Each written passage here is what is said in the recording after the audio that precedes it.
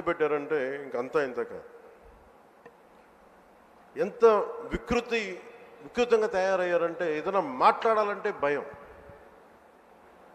అధికార వ్యవస్థ ఒక భయం గుప్పెట్లో చిక్కుకుపోయారు. నేను అడిగేవాడిని చాలామంది అధికారులు, ఎందుకు మీరేం మాట్లాడలేదని. నాకు అర్థమైంది ఏంటంటే, వన్స్ మేము వచ్చిన తర్వాత నిజంగా రాజకీయ వ్యవస్థ కానీ బాధ్యతతో లేకపోతే అధికార యంత్రాంగం కూడా ఏమీ చేయలేదు, నిస్సహాయంగా చూస్తూ ఉండడం తప్ప అనేది మేము ప్రత్యక్షంగా చూసాం, అనుభవంలోకి వచ్చింది.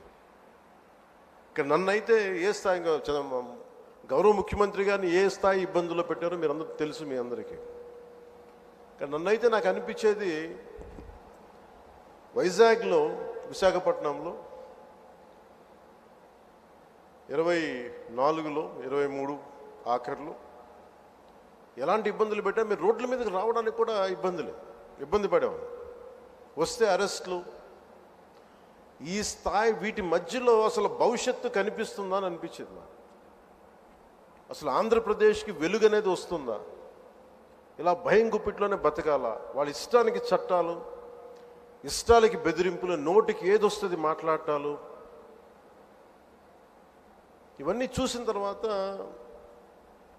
ముఖ్యంగా ఇక్కడ చాలామంది ఉన్నతాధికారులు అందరూ ఉన్నారు, నియోజకవర్గ అధికారులు ఉన్నారు, శాసనసభ్యులు మీరందరూ ఉన్నారు. కాబట్టి అది జరగకుండా కనుక, కూటమి ప్రభుత్వం రాకుండా కనుక ఉండుంటే ఎలా ఉండేది ఆంధ్రప్రదేశ్ని ఒకసారి మన అందరం కూడా ఒకసారి ఆలోచించాలి వన్స్. ఎందుకంటే మేమందరం కూడా